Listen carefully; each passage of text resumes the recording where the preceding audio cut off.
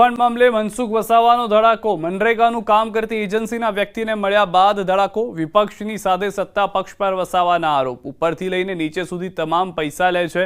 ધારાસભ્યો અધિકારીઓને પણ પૈસા મળે છે। તમામ પક્ષોના નેતાઓ કૌભાંડમાં સામેલ છે તેવું વસાવાએ કહ્યું।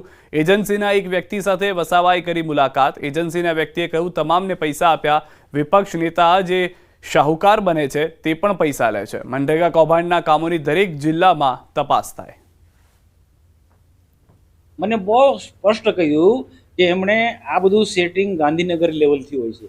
ગાંધીનગરમાં બેઠેલા ગ્રામ વિકાસ વિભાગના જે પણ જવાબદાર લોકો હોય, કમિશનર હોય કે પછી મંત્રી હોય, આ બધા લોકોનું બધાનું સેટિંગ હોય છે।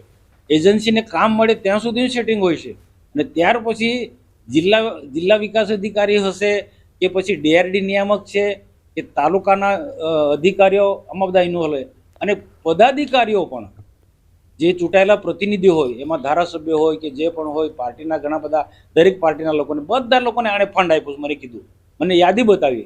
એટલે આજે તપાસ, એટલે હું કહું કે તપાસ એવી રીતના થવી જોઈએ કે ઉચ્ચ કક્ષાની કમિટી બનાવે અને આખું એને પણ પૂછવું જોઈએ કે આ કોણ કોણ આમાં ઇન્વોલ્વ છે, કોને કોને એને ફંડ આપ્યું છે। બધી જ પાર્ટીના બધા જ નેતાઓ આમાં છે, બધાને પૈસા મળે છે।